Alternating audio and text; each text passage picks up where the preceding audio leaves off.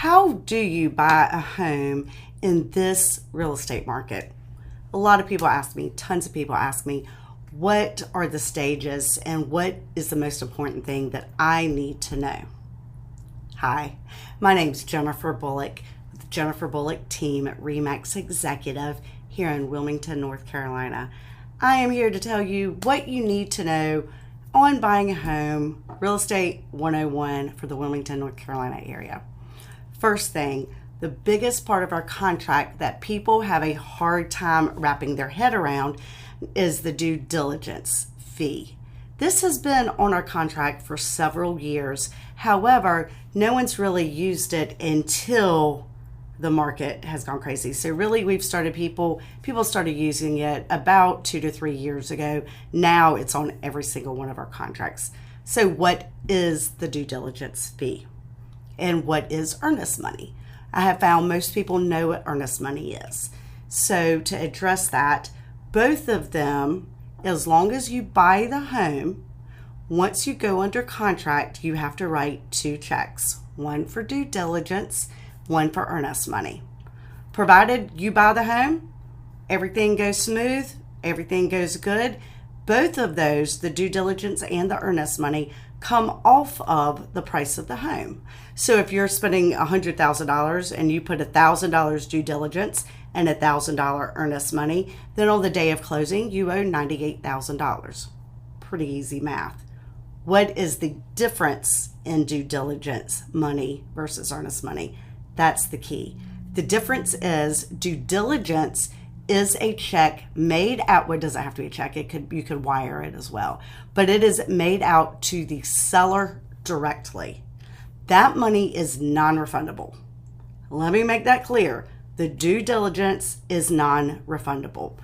Earnest money is refundable as long as you terminate within the due diligence time frame. Oh my God, that's crazy, right? Due diligence time frame, due diligence money. Oh my God, all this and nobody has a clue what it means. So the due diligence time frame is the amount of time that you have to do all of your inspections, your appraisal, anything that you want to do. If your question's on zoning, if your question, whatever it is, that is your time frame to answer all of your questions, to review the documents, to go through the loan process. Anything that you need to do in order to buy the home is the due diligence time frame. But back to the due diligence deposit.